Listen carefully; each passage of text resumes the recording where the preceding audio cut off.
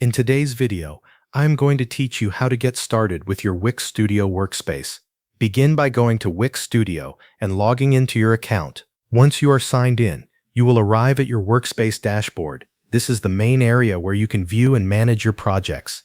It gives you a central place to access existing sites and begin new work. To start building a new website, click Create New Site. This will open the setup flow for your next project. From here, you can choose the starting point that works best for you. You can select a template if you want a ready-made design structure, or you can start with a blank canvas if you want full control over the layout and design from the beginning. After choosing your starting point, click Edit Site to open the Wix Studio Editor. This is where you will build and customize your website. The editor contains the tools you need to create pages, add content, and adjust the overall appearance of your site. Take a moment to explore the left panel inside the editor. This area gives you access to important features such as pages, CMS tools, design settings, and media. These tools help you manage both the structure and the visual elements of your website in one place. Next, open the Pages section. Here, you can add new pages, remove pages you no longer need, or reorganize the structure of your site.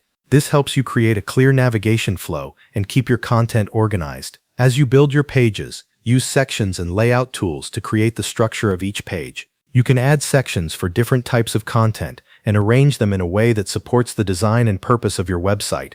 This makes it easier to build clean, organized page layouts. Once your content and layout are in place, click Preview to see how your website will appear to visitors. Be sure to switch between desktop and mobile views so you can check how the design responds across different screen sizes. This step helps you catch any layout issues before publishing. When everything looks the way you want, click Publish to make your website live. Your site will then be available for others to view online. Thanks for watching. That covers everything you need to know.